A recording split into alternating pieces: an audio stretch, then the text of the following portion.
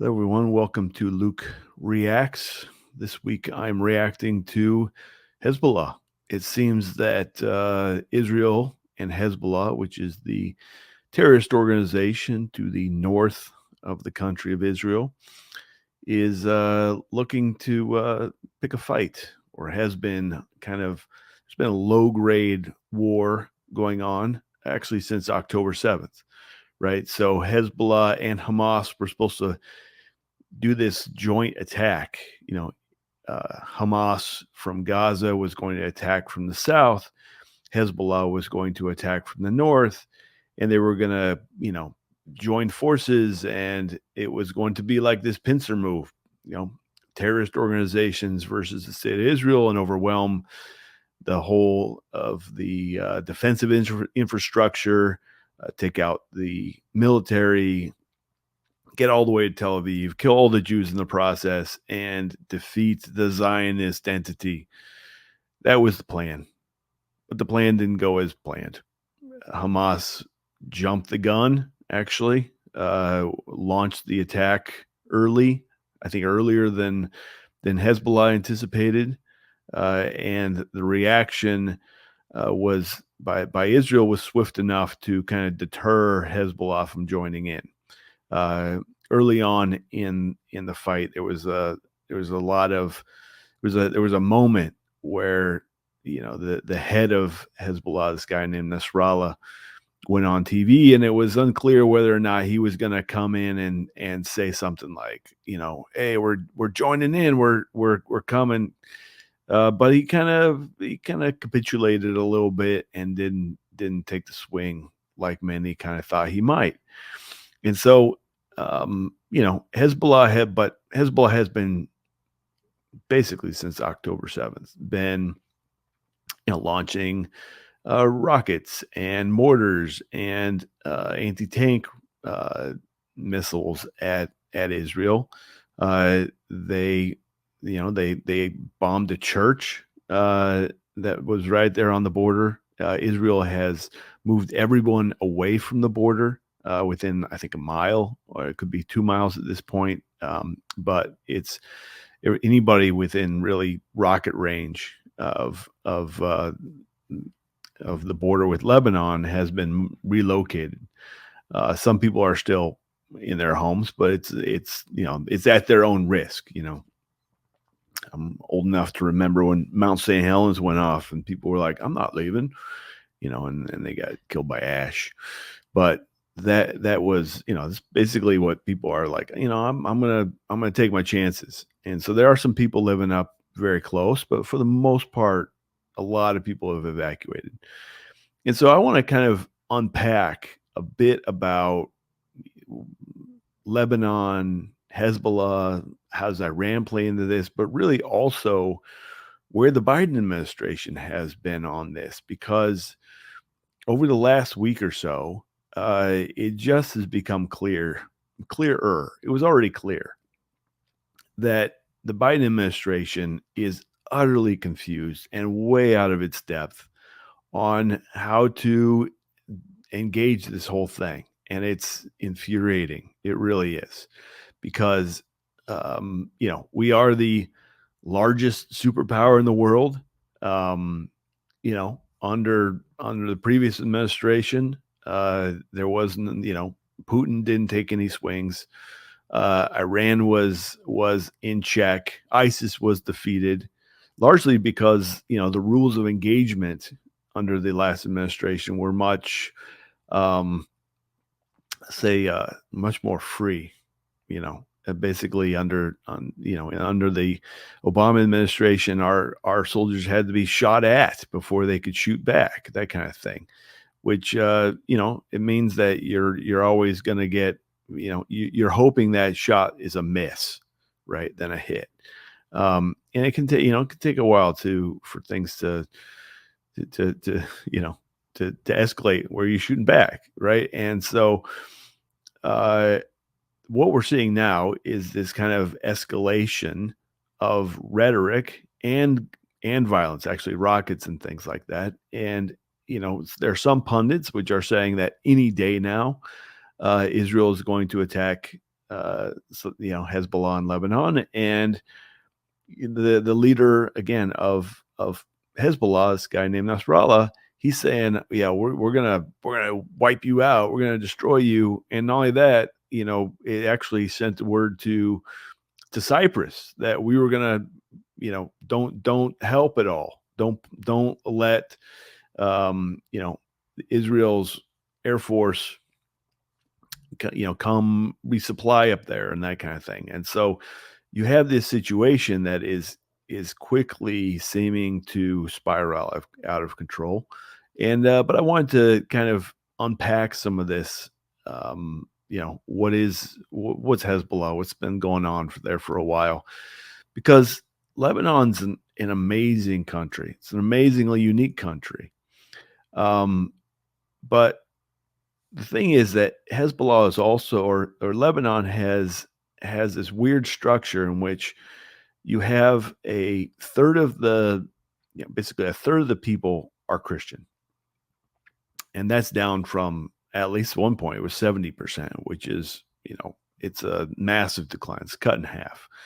But there was this expectation 100 years ago that Lebanon was going to was the home. It was like the home of Christians in the Middle East, and there was this vision of creating what they called Big Lebanon, where Lebanon was included. Will be the Christians, but we're the majority, and so we can allow we can live with the the Muslim minorities, and it'll be all great. There was an opportunity on the table to create small Lebanon, which was just create basically a Christian country right there on the borders of the Eastern Mediterranean.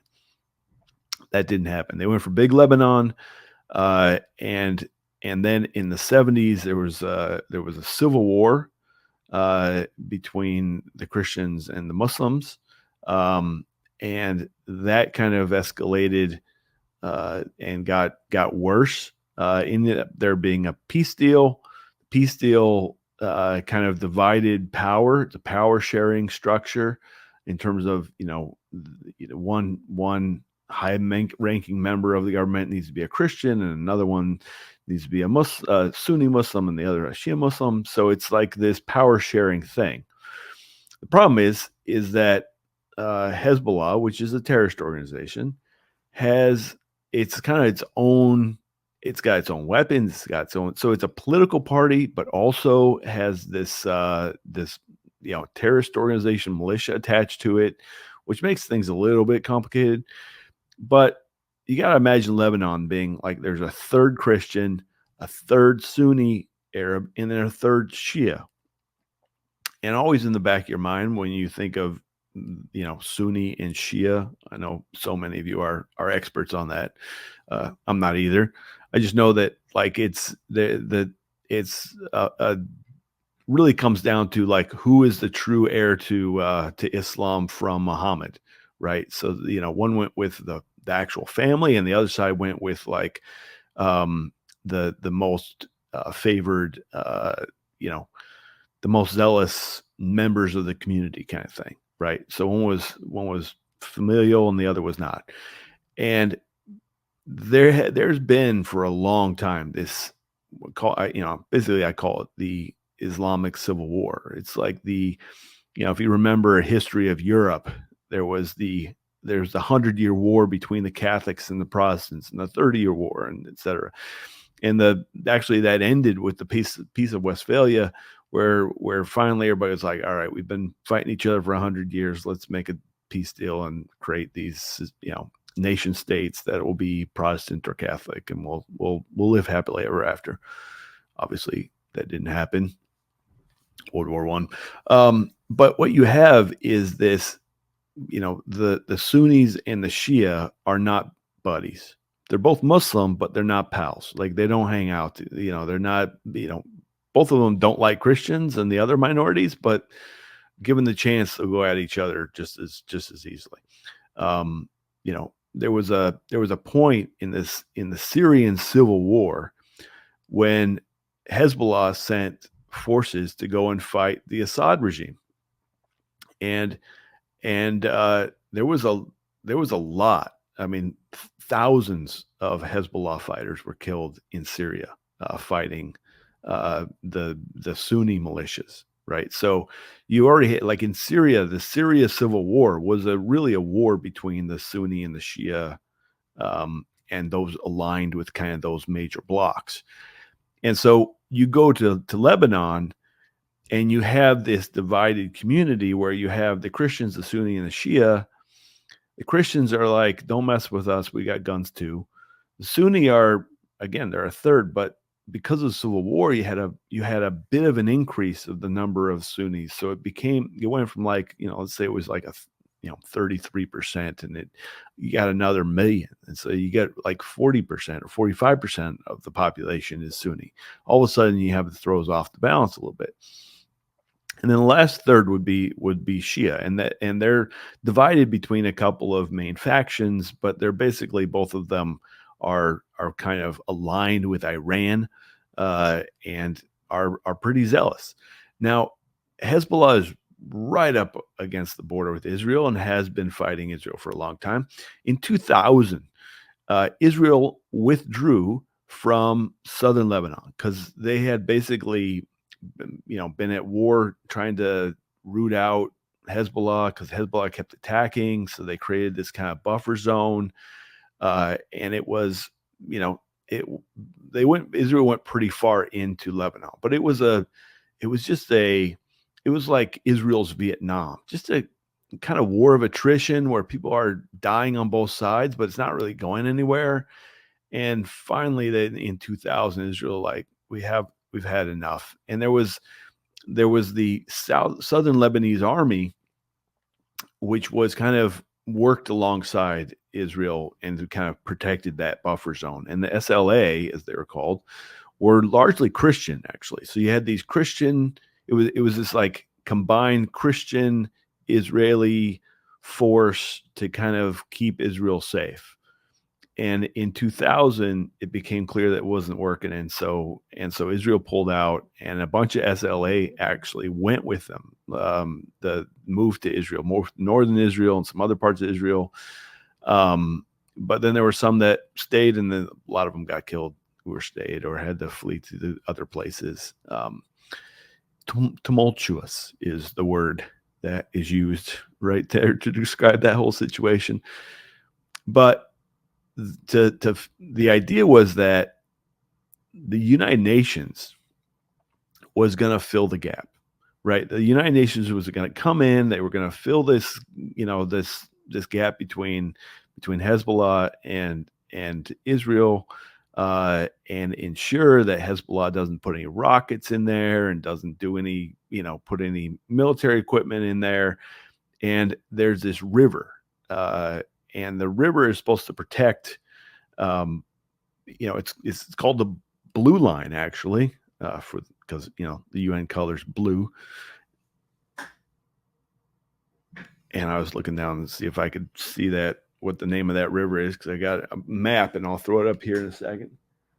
The Litani, that's what it was. The Litani River. So the Litani River is this kind of river that's 20 miles north of the border with Lebanon. And it kind of cuts across Lebanon. And so the idea was that, this was the river. Everything south of that river was supposed to be kind of, let's call it, protected by the United Nations. And as you might imagine, unless you're a real big fan of the United Nations and you think the United Nations actually does something other than waste people's money and become the holding pen for corrupt technocrats, if you think that the UN is going to do anything other than stand around and watch, well, you'd be mistaken, because that's what they do. They stand around and watch. Oh, look, there's Hezbollah is going to put a rocket there. Oh, wow, they did. Shouldn't have done that, Hezbollah. That's basically the UN in this zone that they were supposed to keep Hezbollah out of. I mean, obviously the political party of Hezbollah could be there, but not the military. And it didn't happen. They got rockets. There's literally hundreds of thousands of mortars and rockets pointed at Israel from this area that's supposed to be free of all that stuff. I remember several times, particularly during the Syrian war, but even since then, where you go up, there's this mountain in Israel called Mount Bental, where you could look into Syria, and there would be the UN soldiers there with the binoculars, and they're checking things out and whatever. And I'm telling you, the UN is such a useless organization. I like they don't keep the peace anywhere. They just kind of like they pretend. It's a let's pretend organization. Anyways, enough of that. So the UN is supposed to be keeping Hezbollah out. They don't. And so you have this situation where right now you have rockets coming across into Israel. There's a town called Metula, way up north in the part of Israel. And I've been to it several times and brought several groups to Metula. And if you look into Metula is on the border, and they have this like regular chain link fence, whatever. And with binoculars, you can see a sign, and the sign points towards Israel. And on half the sign is the Ayatollah, and the other half of the sign is the Dome of the Rock. And in Hebrew, remember, this is on the Lebanon side. Everybody speaks Arabic in Lebanon. On the sign, it says in Hebrew, "We are coming." All right. It's like, it's like an intimidation banner, propaganda banner. But it kind of puts you in a perspective. All right, like what's going on here? Like who's in charge in that southern part? Well, it's Hezbollah. And again, Hezbollah is a terrorist organization. It's designated as such. It is funded by Iran. Iran gets most of its funding from oil, and basically there is sanction relief that has been given to Iran by the Biden administration, which allows them to sell some oil, and they're supposed to use it for medicine, etc. Obviously, they don't. And instead, they use it to fund these terrorist organizations like Hezbollah and Hamas. So, I have been to Lebanon. It's absolutely beautiful. But this ongoing weird relationship between, particularly, you're seeing on college campuses, just as Hamas is, people are holding Hamas flags, you got people holding Hezbollah flags. And I think we're about to transition from, once Hamas is defeated in Gaza, it's not like all the zealots who are taking over college campuses and cities across America are going to go, oh, okay, never mind, we're cool now. They're going to take it and go take some, basically be defenders of Hezbollah, because Hezbollah is going to probably keep kind of taking shots at Israel. Israel could fight back. But back in the day, I did one of the very first articles I wrote that was pretty substantial was on World Vision. And World Vision had this had become like actually one of the kind of moments where World Vision becomes quite significant was when it actually started doing stuff in Lebanon. And it's a very long, interesting history of anti-Christian Zionist individuals and groups kind of finding their footing in Lebanon. And that happened in with World Vision. So World Vision, as many probably know, is one of the premier Christian humanitarian organizations in the world, actually. But their budget's in the billions, and they provide a lot of humanitarian aid all over the place. But the second president of World Vision was actually forced to step down because he compared Israel to the Nazis in a World Vision magazine, and Stanley Moynihan was his name, and he didn't want to apologize. Instead, he resigned.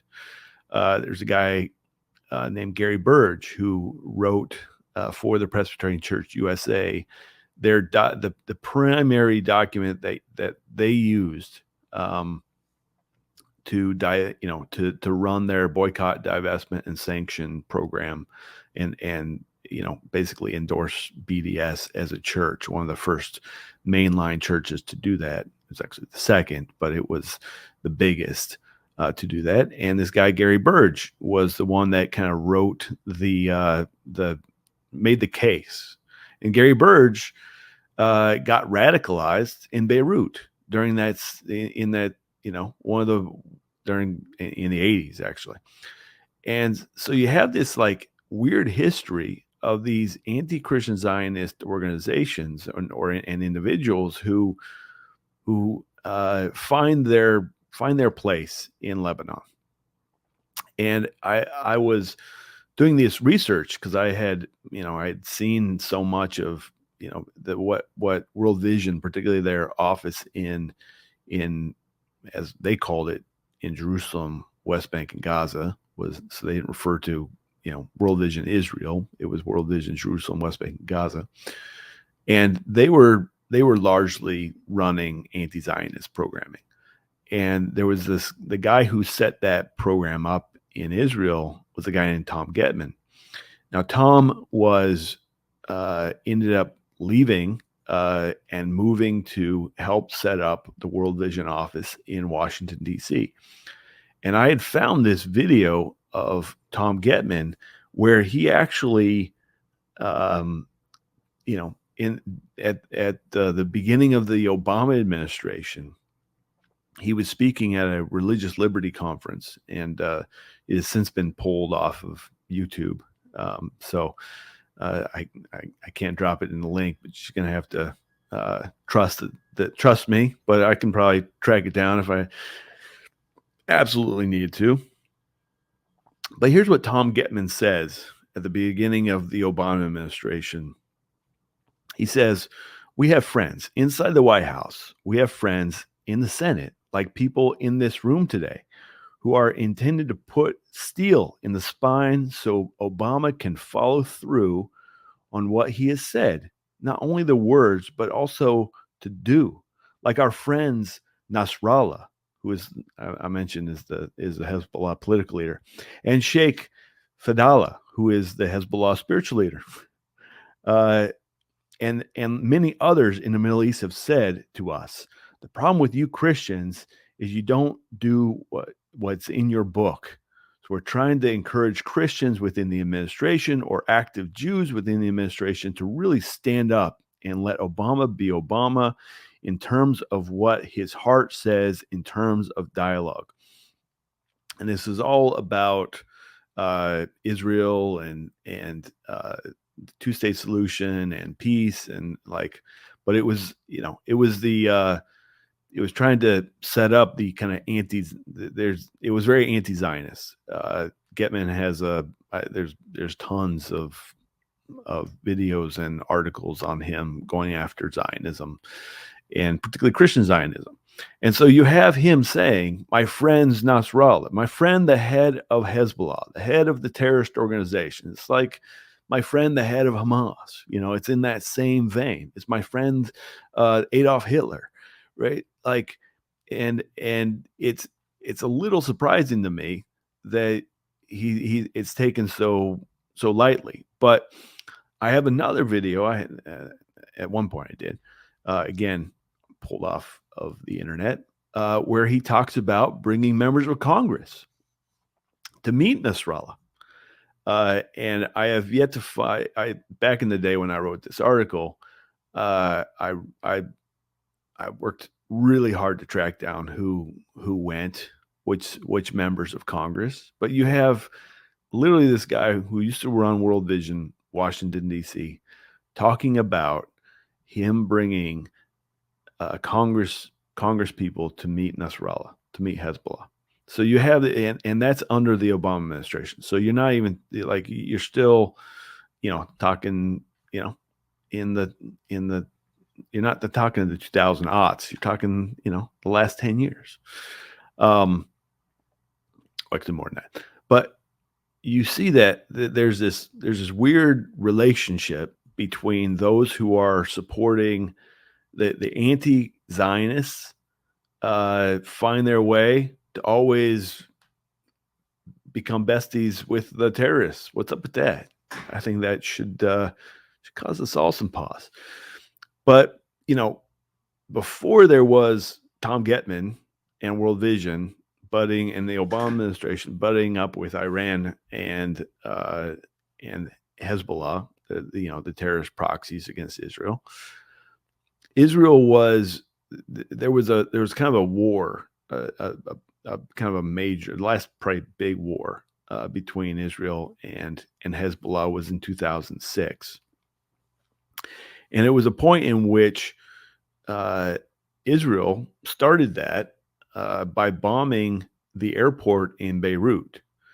And I'm old enough to remember there was this Anthony Bourdain, the kind of the food, I don't know, he's not really a critic. He had this like travel food show where he would go places and just sit down and eat great food with people and talk to them about what's going on in their world. And it was called, No Reservations. And it later got picked up by CNN. And unfortunately, Anthony Bourdain later, he passed away, killed himself actually by suicide.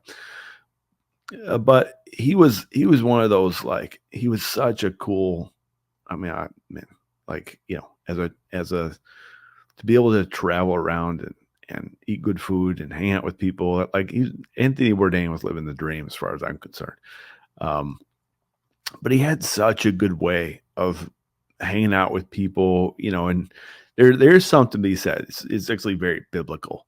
The value of sitting down and having a meal with somebody, and it just like the guards go down, the defense goes down. People are way more open when you're having a good meal with them.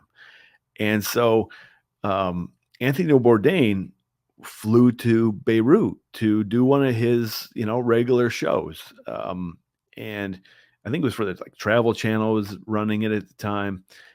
And he starts by talking about how amazing Beirut was. And while he's there, the airport gets bombed by Israel. And here's a clip of that whole of his opening. I pull this up here. How this audio will work.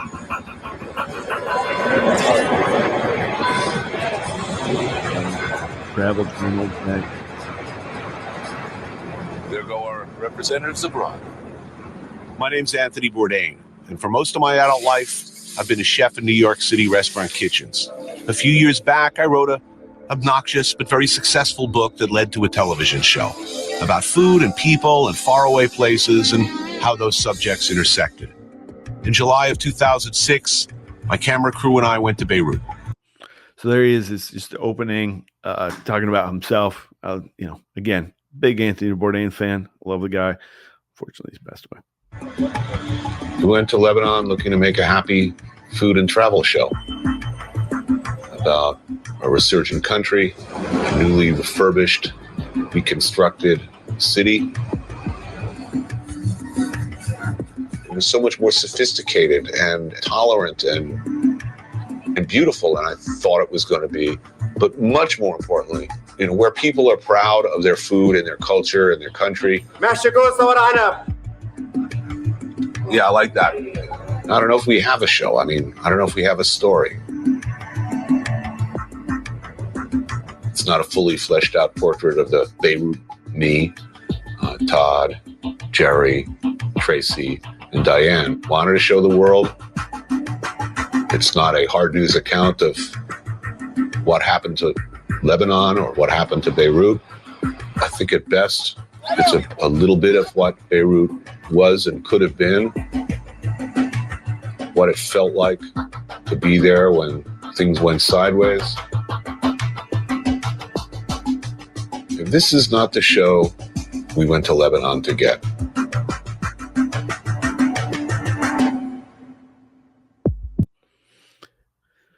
All right. So I share that because I want to, describe to you the picture that is so many times the picture of Lebanon and Beirut in particular. And Beirut is like, it was the Paris of the Orient is what it was called at one point. And like when I went, I think 2018, I think is when I went. It was gorgeous. I mean, the food was amazing. The people are nice. It was just, it was such an amazing place to be.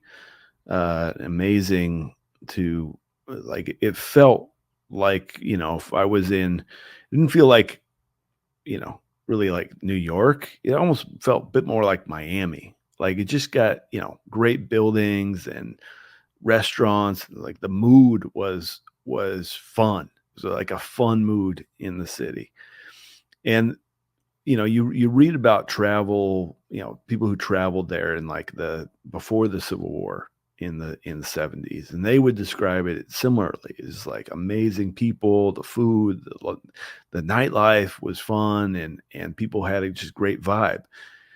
And then you have this Civil War, and it gets like Beirut got just utterly destroyed. There was the Marine barracks that got blown up in, I think, 81.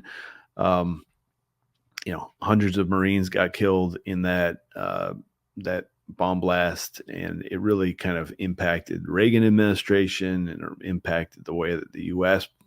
viewed that conflict and viewed Lebanon. But it just destroyed Beirut, and then Beirut gets rebuilt and it builds up again, and then 2006, and it gets attacked and blown up again. And then it gets rebuilt. When I was there in 2018, it was back to normal, if you will. Just like regular people living their life. And then in 2020, there was what was called the Beirut blast. There was a ship that was well, it was, I think it was a ship, or maybe it was a warehouse. Don't remember right this second. That was storing fertilizer, but it was a particularly volatile kind of fertilizer, and it blew up at the Beirut port, and it was like an atomic bomb going off. The video, what you can see right here, is like what you would think of with a nuclear bomb without the radiation. Just shattered so much stuff and really impacted Beirut once again. And it was later found out that, oh yeah, that was a Hezbollah warehouse. So, unfortunately, you had this situation where 2/3 of the people, the Christians and the Sunnis, are just living life. And then you got these Shia Muslims who are backed by Iran, uh, and that are constantly going at Israel, just being the thorn in the flesh. And every once in a while, Israel's like, "Stop, all right, enough already," and it has to do some damage. But like it's a whole country that's ruined by these theocratic zealots out of well, southern Lebanon, but really they're coming out of Tehran. It's that's where the ideology is, the root of it, right? So you have this this bomb blast the Beirut blast was this, went off. It was ginormous explosion, so much decimation. And we tried at the Philos project. We did raise a bunch of money, help people out, help them with get on their feet with some some food, and one of the challenges was that we had people in Israel calling us up. We'd like to donate. We'd like to deliver, get some food. We have warehouses full of food that we can get to. Can you help us get it to Lebanon so we can help people? And the people were afraid to take it, right? Because the worst thing you can be accused of in Lebanon is being a Zionist, and the way that you get accused of being a Zionist is becoming by associating with Israel. It's like one of those last of the, aside from Syria, which doesn't really count anymore because it's barely a country, but like Jordan and Egypt made peace deals with Israel, UAE, Sudan, Bahrain, soon Saudi Arabia, and who won't is Lebanon, and they're like right there on the border, and they're a third Christian.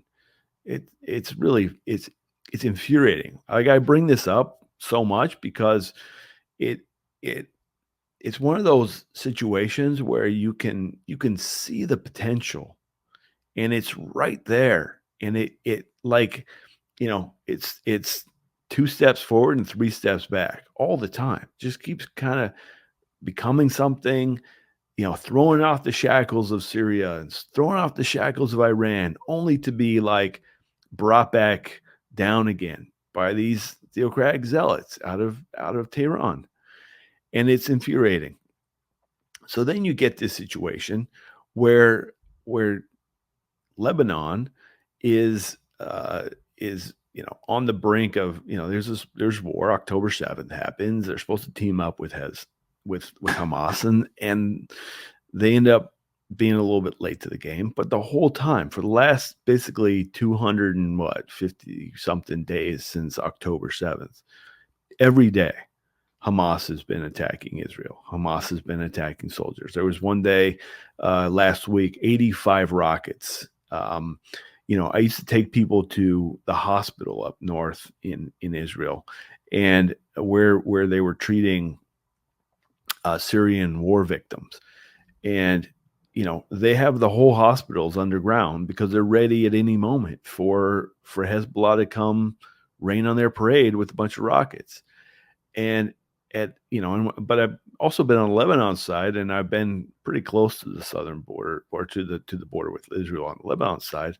And they're also saying, like, Israel's coming. And Israel's saying, like, Hezbollah's coming. Like, there is that kind of ongoing, kind of blustering rhetoric. But when you get to this point where it's just, it doesn't seem to end, and there's no end in sight. Like, what's the end here for Hezbollah? Because they can't say that they were defeated. They have to save face somehow. And so either they're going to go in or they're not.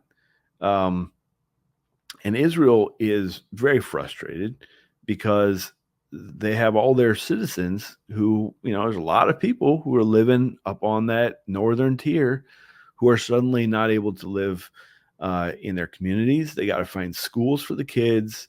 They got to find, where people staying. How do they, and it costs a lot for the government to basically be renting rooms for everybody. So you have this situation that is just, very difficult. And in the midst of that, the administration seems to be very unwilling, the Biden administration, to kind of be clear about what it is that they are expecting of, like, they're trying to make peace, but they sure do seem to have been able to figure out a way to not do it very well. Because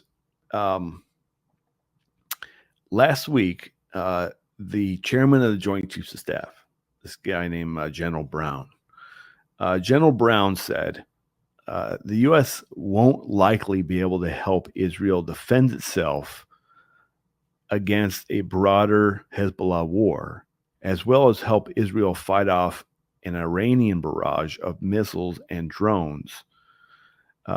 It is harder to fend off shorter range rockets that Hezbollah fires routinely across the border with Israel, he said.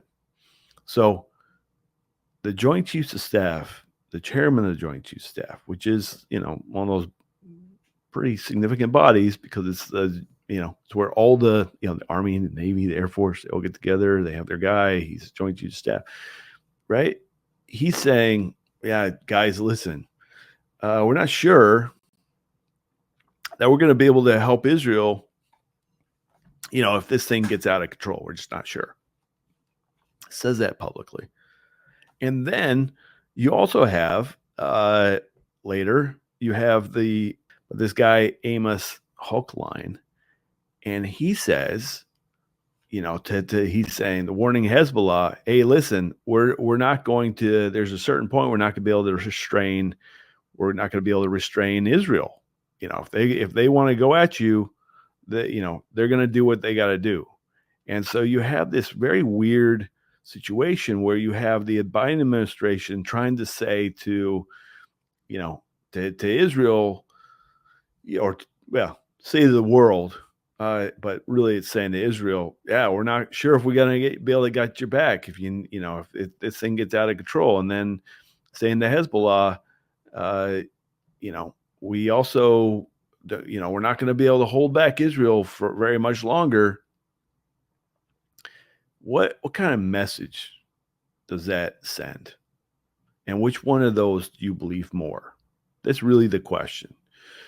And I think the challenge is that because over the last several months, it has been clear, not just to Israel and America, but the rest of the world, that the early days of the October 7th war, where Biden and his administration was super clear about, you got to defeat Hamas. Hamas needs to get destroyed, providing all the weapons that Israel needs.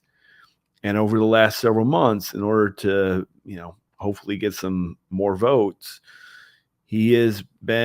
the Biden administration started walking that back. They stopped saying that Hamas needed to be defeated, and they started negotiating with Hamas. They started restricting the delivery of weapons. And some people are saying, "Oh yeah, the U.S. withheld 2,000-pound bombs." Well, no, that's not only what the U.S. withheld. What the U.S. withheld was the bomb guidance systems. So there's dumb bombs and smart bombs, right? And a dumb bomb becomes a smart bomb with this little electronic thing that goes on the front that guides it, right? So there's a target, and there's this bomb that gets dropped, and it goes and hits the target. Whether it's 2,000 pounds or 250 pounds, this guidance system is a guidance system.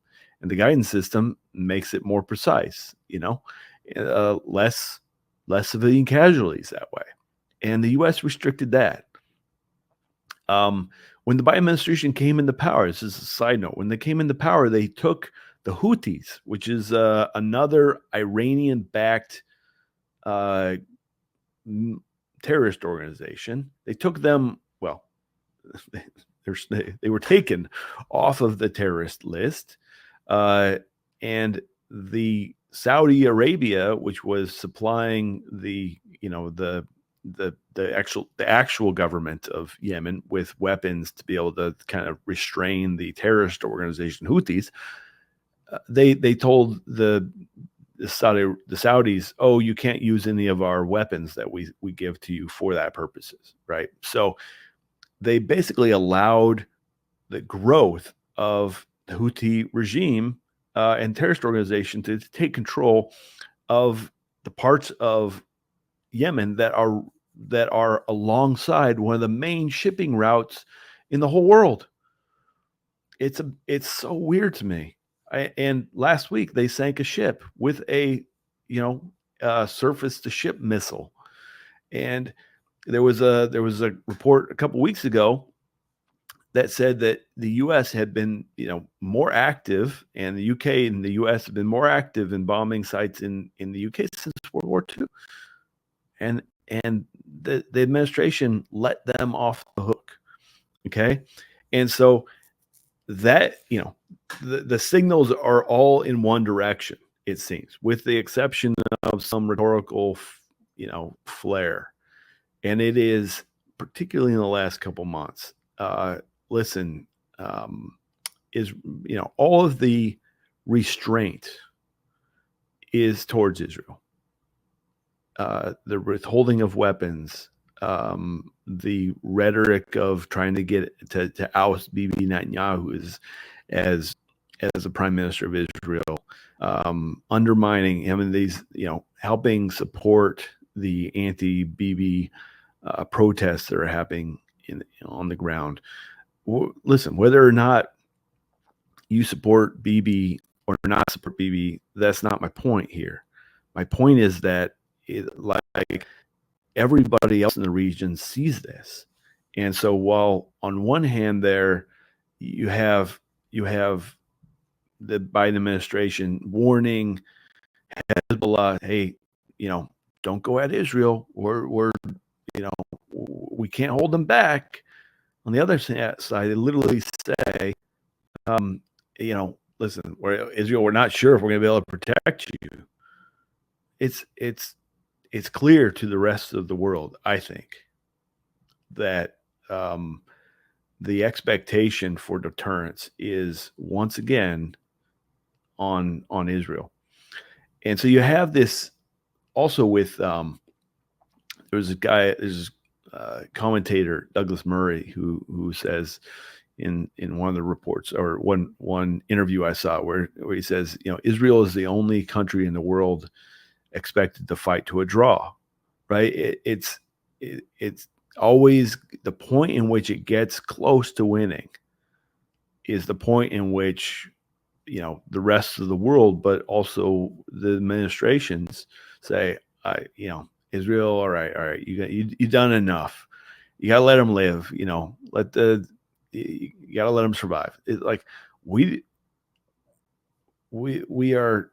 I mean, mind you, we haven't done a great job of winning wars since World War II either. So I'm not sure if we got much there, but we shouldn't be restraining Israel from doing what it needs to do when it comes to Hamas and when it comes to Hezbollah. So, and then, to kind of fit saying, the world doesn't need another Gaza. Lebanon's, we gotta be careful with Lebanon. And they were the ones, the UN, it was the ones that's supposed to be preventing Hezbollah from arming right up to the border with Israel, and they failed at that. And that you have this idea out there that, when at the end of this war with Hamas, when Hamas has been defeated, you know what we should do?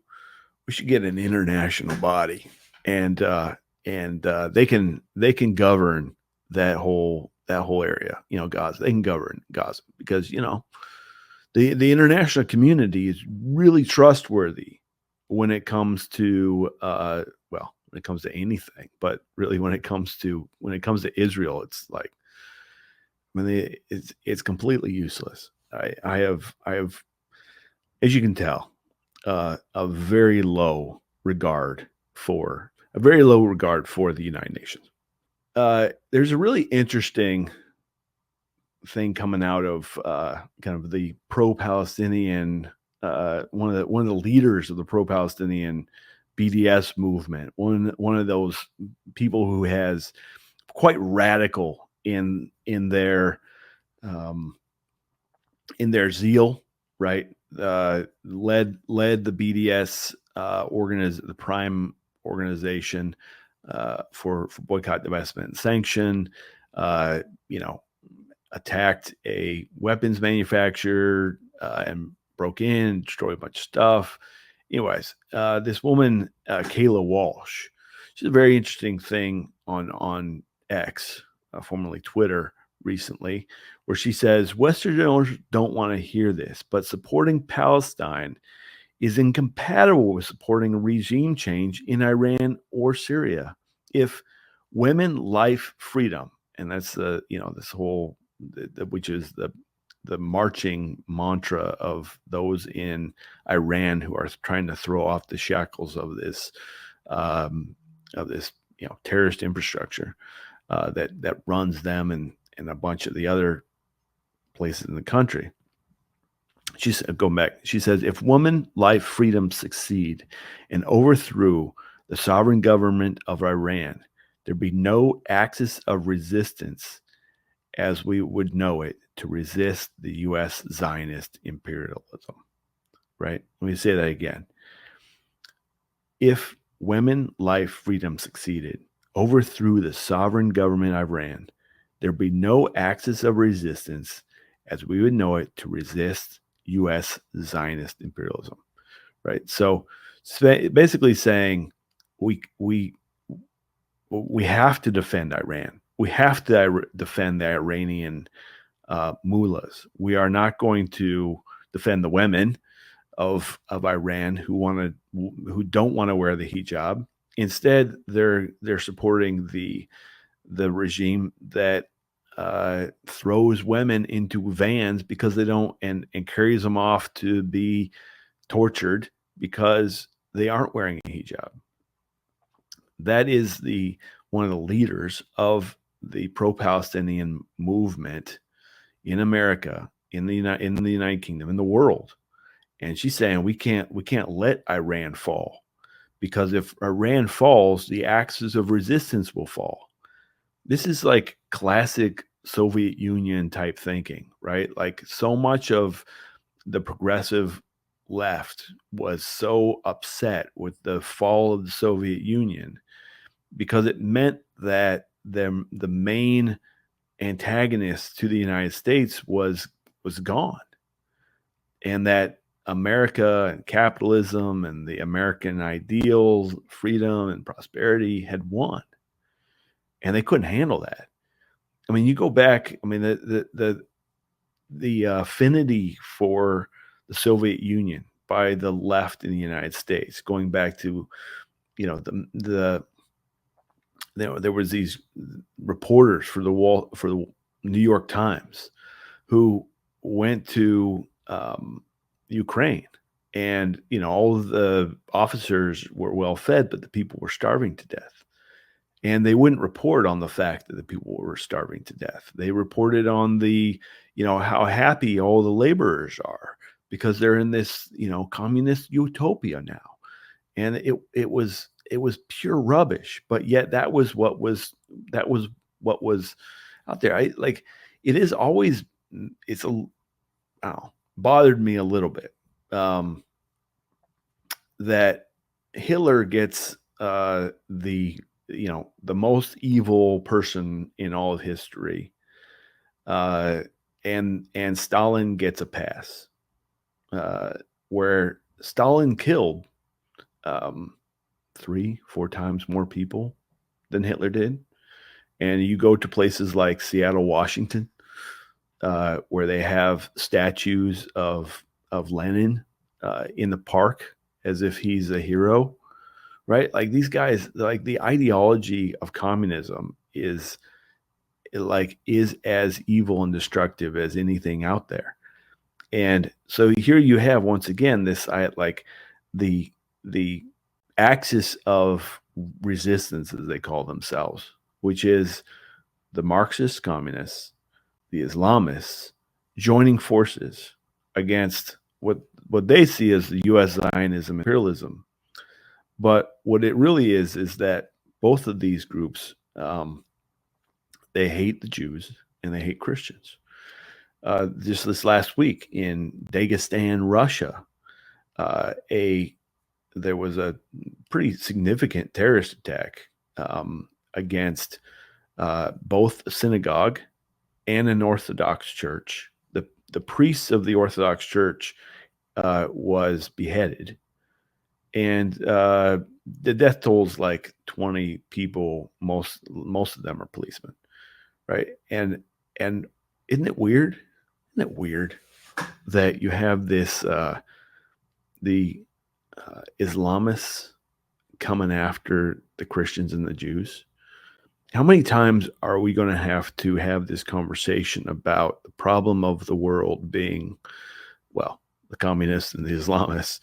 But the Islamists are numero uno on that list, I think, because they're starting to feel very confident in themselves. I don't know if you like some of these places where they're starting, these Islamists are starting to do the Muslim prayer, like in a large group or whatever.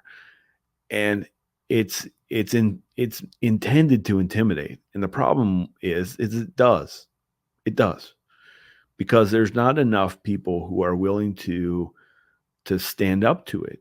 There seems to be not enough. There's not enough courage within any government, because no government wants to be accused of, and no person actually wants to be accused of being Islamophobic.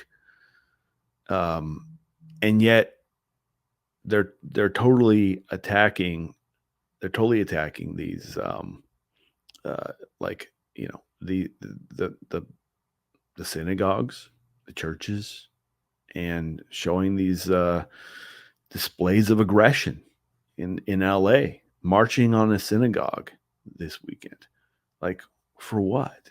You know, because because there were Jews there, and they were selling you know, condominiums in Tel Aviv. So we got to go stop that. And it you know, spirals out of control, and the police are told, well, just, you know, don't you know, let things go. So you know, all the Columbia students who got who took over one of the buildings in Columbia, at the Columbia University, they had all their charges dropped by the DA. You know, the same DA that figured out a way to turn a misdemeanor business transaction that was outside the statute of limitations into a full-blown case, spending $50 million on that against the former president, Donald Trump. They couldn't muster the you know, the manpower and the infrastructure and the spine to charge people for just, you know, attacking a building, because, oh, you know, we just don't have enough evidence, and they you know, destroyed the cameras, and therefore, right, okay, it's, if they wanted to figure it out, they could figure it out.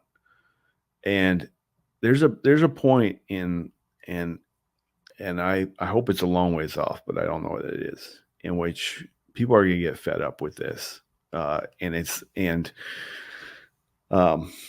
it really does. Like, it matters that the rule of law is applied equally, and if it stops being applied equally, then people will not take it seriously. And once the rule of law falls, a whole bunch else falls with it. And so we should be, you know, I'm not at all calling for any kind of violence or anything, you know, as Christians, right? So Christians, we have to recognize that we are in a war. We are in a war with the Islamists and the communist, like the red-green alliance, the spirit of Amalek. That's what we're at war with. But we also have to remind ourselves that, you know, we do not wage war as the world does, right? So our weapons are not carnal. We don't use the weapons of this world to defeat the enemies of God. And so it is important that we pray for that the enemies of God will be defeated. But we also have to be very like, I think we got to show up. We got to show up physically in you know, as our against standing with Jews, standing with people who have their synagogues attacked, the churches are attacked. Got to stand with them too, right? Like, we got to start standing together physically, showing up together, supporting organizations that are doing good work to do that, like the Philos Project. So just consider that. But we have to wake up, because it's you know, if Israel goes to war with Hezbollah coming up, it's not, you know, suddenly all of the rhetoric about, oh, there's a famine in Gaza, or it's genocide in Gaza, or it's this, and like, and everybody's, as soon as, you know, everybody trumpets and champions all those causes, and suddenly you find out, oh, never mind, it wasn't a famine. Everything's fine. It's just the UN counted half of what was going in. Oh, why did they do that? Oh, maybe because the incentive is there for them to do that because they hate the Jews and hate Israel. It's messed up. And if Israel goes into Hezbollah, it's not going to be easy either. There's going to be a lot of death. It's a war. But you're gonna start seeing all the stuff that we saw in Gaza is going to suddenly be in Lebanon. It's going to be, all the civilians and the women and children are dying. And I mean, never mind that, Hezbollah is storing weapons at the Beirut airport. You wonder why Anthony Bourdain was, he was, enjoying himself in Beirut, and then the airport blows up, back in 2006. And there's a good chance the airport will blow up this time too. Why? Because Hezbollah stores their weapons there. There's no separation between the civilians and the Hezbollah stuff. They're all mixed up once again. Somehow the rules of war and conflict don't apply to these Hezbollah and Hamas figures. So, all right, enough of that. Be praying for Lebanon. It's a beautiful place. There's beautiful people there. It would be a real tragedy to see it blown up once again. And if it does, it's going to be 100% once again the Islamists who do it, and they're gonna ruin it for everybody because it's just it's a wicked ideology. So pray for that. Pray for an end to. Pray for that. That there's no war. Pray for the Christians of Lebanon, that they would have courage and they'd be strong and bold and courageous. Pray, and be praying for us at the Philos Project as we kind of weigh into all these issues and try and help people think about them well, think about this clearly. And if you find these things very entertaining or not, either way, subscribe, like, all that sort of stuff. And also, we are, I want to say listener supported, because, we only do this once a week because we're not NPR. But we are supported by people like you who watch this program, who, like the work that we do. We do try and provide, as much educational, informative content as possible. But it's not just content. We actually are active in helping mobilize people to stand against the evil that we see in this world taking place right now. So thank you for your support, and I'll see you soon.